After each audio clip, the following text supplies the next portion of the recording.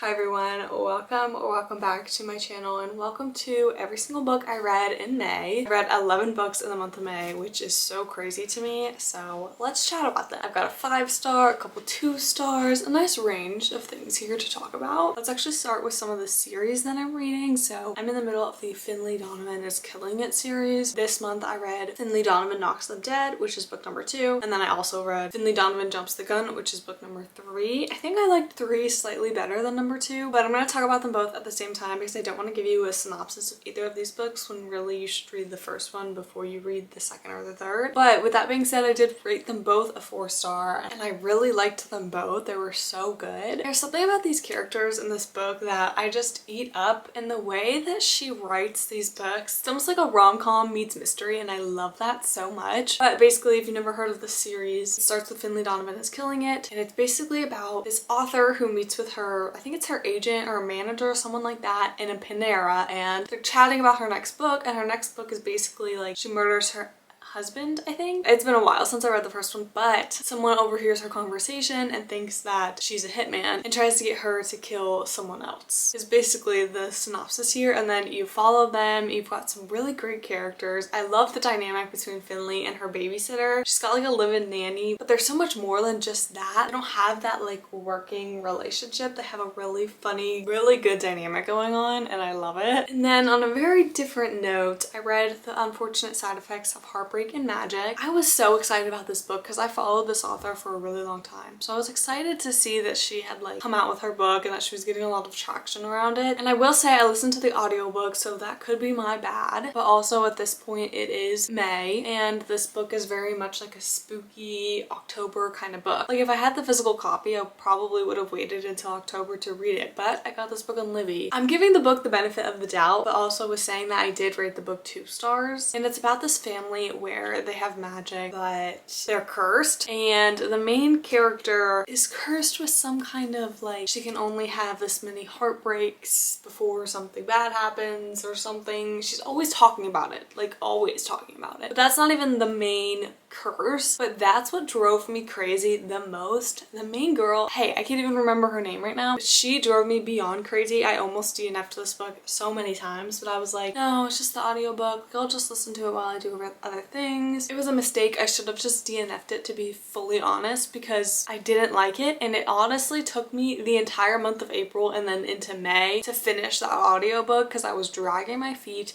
I did not really like it. I should have just not read it, to be so honest, but I did. So. But she drives me so crazy because her whole thing is like she doesn't want to fall for another guy and whatever, and there's also something that happens with the guy that is like so beyond obvious. At least to me, when I read it, I was like, I guessed where that plotline was gonna go so quick. And she just drove me crazy, like constantly complaining. She was the kind of character in a romance book where she refuses to fall in love when she's already fallen in love, and it's like, you drive me crazy. Like that kind of character in a romance book, I can't handle that. You know, I don't like that at all. So that's how I feel about that one. I actually meant to talk about this before I talked about The Unfortunate Side Effects of Heartbreak and Magic, but I did start the Throne of Glass series. I feel like this is kind of a series heavy month for me, which makes it a little bit harder to film this video because I obviously don't want to talk about the further books in the series. Like I only want to talk about the first book because I don't want to spoil anything, obviously. But I read Throne of Glass and Crown of Midnight this month. Both of these were 4 stars to me. Let's talk about Throne of Glass first, and then I'll quickly mention some notes that I have for Crown of Midnight, but again, not much because I don't want to spoil anything. I sound like a broken record probably, but whatever. Let's talk about Throne of Glass. In this book, you follow Selena, who is literally an assassin, and she gets picked up from this really horrible camp prison that she's in where they make them mine and they're really abusive to them, but she gets picked up from the camp to go to this challenge that's being put on by the king to try to become the king's champion. And the deal is, if you win this challenge, you become the king's champion, but then you also serve the king, I think, for 4 years, and then you're free. And Selena's like, yeah, I'm gonna jump at this opportunity because if I don't, she's gonna end up dying in the prison because that's how horrible these conditions are. She jumps at the chance. You follow her through the story. There's a little bit of romance in this one, not a ton, but I honestly really liked that. I liked that it was just kind of sprinkled in just a little bit. And I do have a whole reading vlog on my channel of this book and the second book, it's fully spoiler free just because I felt bad making it full spoilers when the rest of the series is going to be full spoilers. But anyways, I will link below all of the reading vlogs that I have this month and then each book that's in a reading vlog. Not all these books are in a reading vlog, but just in case you want a more in-depth live reaction of me reading these books. Really liked this one. I honestly can't remember what was holding it back from a 5-star other than the fact that I didn't get that 5-star feeling with it, but it was still really good and I'm very excited to see where the rest of the series goes. And let me tell you, there's something about the last like 100-ish pages of a Sarah J Maas book that just goes so crazy, like, and that's what I carry with me when I read the next book, is that last 100 pages, because I'm binging it, I'm so into it, and I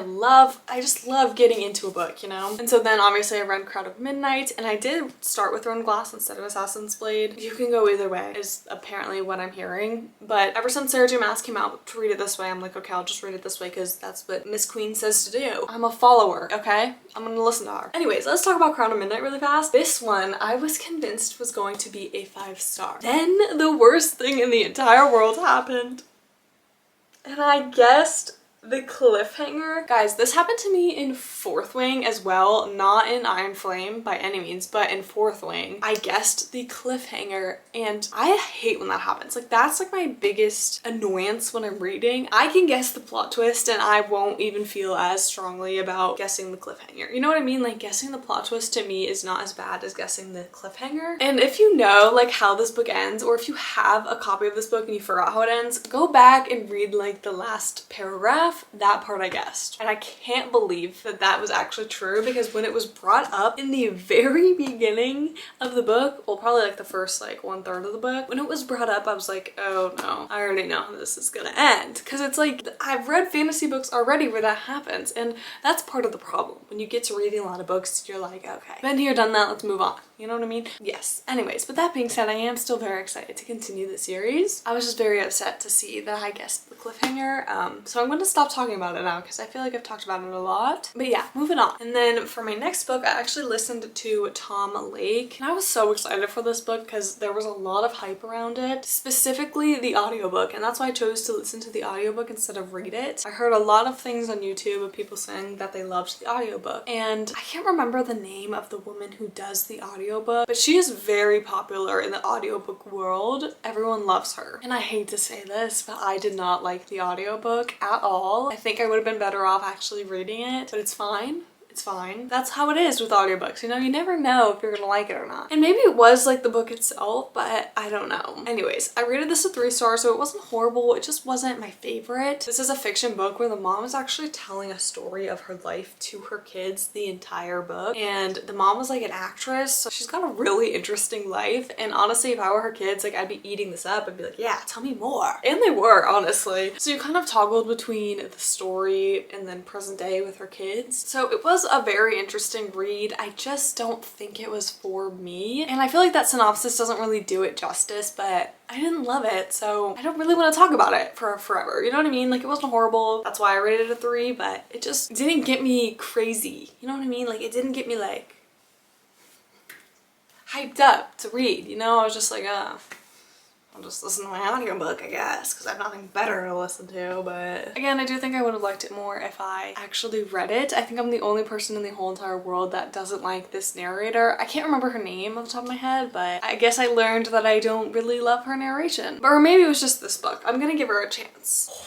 My foot's asleep. Let's just keep going and maybe it'll fix itself. Okay, the next book I read, I had no idea that it was slightly controversial until I went to read the Goodreads reviews. And not even slightly controversial, every single review talked about it. It is very controversial. I need to fix this foot. I need to get a chair for when I film instead of just sitting on the ground, and this won't be a problem. But anyways, let's talk about my controversial book, because every single review in Goodreads talked about it being controversial, and I feel like I kind of knew that when I placed the Libby hold, but it had the longest hold on Libby that I just fully forgot. You probably saw a couple months ago I finished Britney Spears' memoir, and in the memoir she mentions that her sister's coming out with a book, and I was like, oh, I need to hear this from her sisters. So I did. I listened to her audiobook. This is Things I Should Have Said by Jamie Lynn Spears, and I honestly had no idea until I listened to Britney Spears' memoir that this is her sister. Like, the girl from Zoe 101 is her sister. I had no idea. But I also don't really follow things like this ever, so that's part part of why I just had no idea. But I did listen to this. I'm not gonna rate this because I feel bad rating things like this when they're not 5 stars. Like, I will gladly rate a memoir 5 stars, but if it's not a 5 star, I feel bad rating it. But yeah, it just wasn't very good. I think part of the problem was that it really rubbed me the wrong way when her introduction, like we haven't even gotten to chapter 1 yet, like it was like her little introduction author's note at the beginning, said something along the lines of like, this is my truth. And like, yeah, girl, speak your truth, but like obviously it's your truth, like it's your memoir, babe. Also at some points, I don't know if it was just because she is not really like an audiobook reader, like she obviously is not a professional audiobook narrator, but her audiobook, every other sentence sounded like she did not write it. I'm being so harsh, but like that's my bare minimum in a memoir, is like I want to hear you. Like, it's your story. I want to hear you. I don't want to hear if you had a ghostwriter. I don't want to hear that ghostwriter's writing. I want to hear your writing. That's why I signed up to read your book. You know what I mean? Like, I obviously want to learn about your life, but I also want to hear it like from you. That's why I'm reading your memoir. Anyways, that's how I feel about that. I do love a good memoir. Like, I love a good memoir. If you have memoir recommendations that you think I would like, let me know in the comments. But yeah, I just didn't love this one, and I feel bad saying that because, I don't know, I just feel bad bashing on a memoir because it is her story. Oh my gosh, I actually really had no idea how many series I read this month,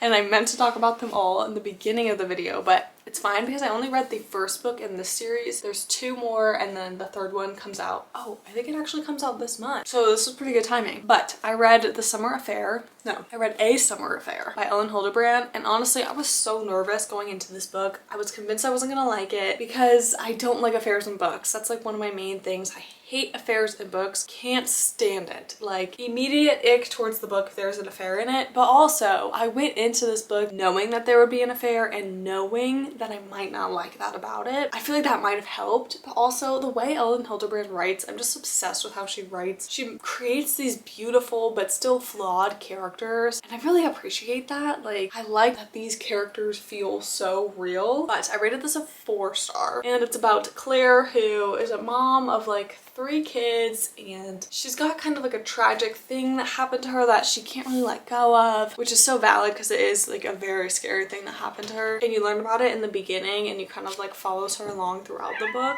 What is it?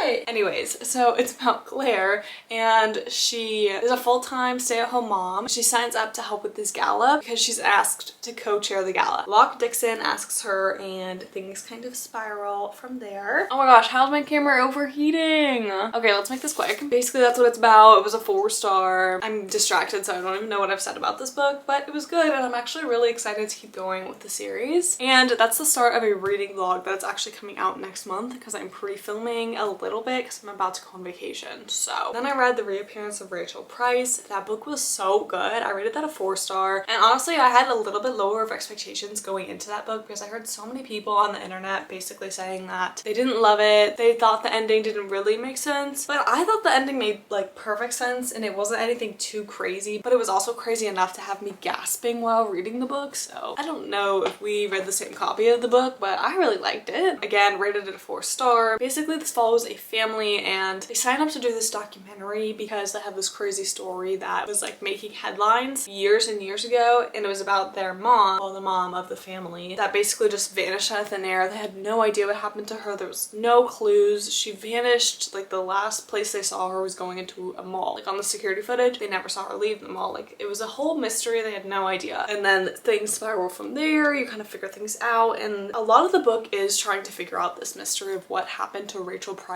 And you do find out in the end. Some people are saying it felt too dragged out. I barely ever say that about books. Like, I don't normally ever think a book feels dragged out unless it does really feel dragged out, which we'll talk about a book here soon that did feel that way to me. But I didn't think it was dragged out at all, but I also loved her character. Like, I'm such a character person. Like, I already miss Belle in this book and her family. I didn't think it was dragged out at all, but just know some people do think it was a little bit dragged out, and it is a bit longer of a book, but I really liked it. It's YA. YA mystery thriller type of action. If you liked A Good Girl's Guide to Murder or Five Survive by Holly Jackson, I think you'll like this book because I have yet to read a Holly Jackson book that is not 4 stars or above. So love her. I only have 2 more books to chat about here, and they're both on very opposite ends of the spectrum. So first I have Beach Read by Emily Henry. This is my 3rd Emily Henry book, and I love her so much. The book I read before that was, I thought I had a copy of it. Oh, I do. It's literally right there. Book Lovers by Emily Henry. That was the last book I read from her, and I think that that is my lowest rated book that I've read from Emily Henry, because Happy Place was a 5-star. Beach Read is a 5-star. So good. But also, where does the beach come to play, guys? Where does the beach come to play? Because I don't know. I'm not going to talk about this one for too much because, like I said, it's going to be in a reading vlog next week, but also my camera is overheating, so I don't know how much time it's going to give me to chat. Gave this a 5-star. It doesn't take place on the beach unless I just missed that part of the book, but I just fell in love with these characters. I'm so obsessed with their relationship. It felt so genuine, and they did like not really like each other in the beginning, but I definitely wouldn't say it's enemies to lovers by any means, but it's also a little bit second chance. I don't really know. Like, it just was a perfect mix of like kind of second chance, kind of enemies to lovers. I'm gonna tell you right now, I loved it. And then my last book is also gonna be in that video, and we're not gonna chat about it for a long time simply because I didn't like it. And I hate that my last book that I read in the month of May is a 2.5 star. I did not like it. And it's so disappointing because, hold on, let me just tell you. It's The Newcomer by Mary Kay Andrews. And when I was reading reviews after I finished this book, a lot of the reviews said that this is her most like different book. Like, it's different than what she normally writes about. It's a little bit heavier, and I can kind of see that. It just felt like she wasn't used to writing books like this, but I gave it a 2.5 star. It has a great premise. It had a lot of potential, especially at the beginning, but this is the book that I was talking about that was way too long. It needed to cut like 150 pages and honestly cut the romance out of it because it was not good. But it's about Maya and Letty, and Letty's sister, who is Maya's mother, is found dead, and so Letty basically kidnaps this kid because she's worried about the kid's safety with the dad, because she's convinced that the dad did it. You follow her. She's low-key a fugitive from the law. Not even low-key, she is. And it sounds so interesting, but then you get this really weird mix of a love interest, and it's like he's just kind of thrown in there. He's very unnecessary to the plot, if you asked me. And I love romance, obviously. Like, I read a lot of romance. Like, I like romance. But this was like, why is this guy randomly coming in, kissing you every 5 pages and then like leaving, and you don't really talk about him or your feelings towards him by any means at all? It was just weird. I didn't really like it. But like I said, if there was no romance in this and it was like 150 pages shorter, love. I would love it. For sure. Or it did just kind of die on me because they got too overheated. So, but it was perfect timing because I finished every single book I read in the month of May. But I am going to quickly rapid fire all the books that are on my June TBR because I don't really have that many in front of me. I don't normally set like a huge TBR. I normally just give myself a couple books that I want to read in the month of June. But I'm not going to tell you what videos these are going to, but you'll be able to tell very quickly. First, right now, I'm actually in the middle of Into the Abyss. Well, not in the middle, I just started it. And then I'm going to read Queen of Shadows, Heir of Fire, and Assassin's Blade. So you can probably tell what reading vlog is coming next month. Thank you all so much for watching. I hope you enjoyed it. Don't forget to comment, like, and subscribe, and I will see you in the next one. Bye!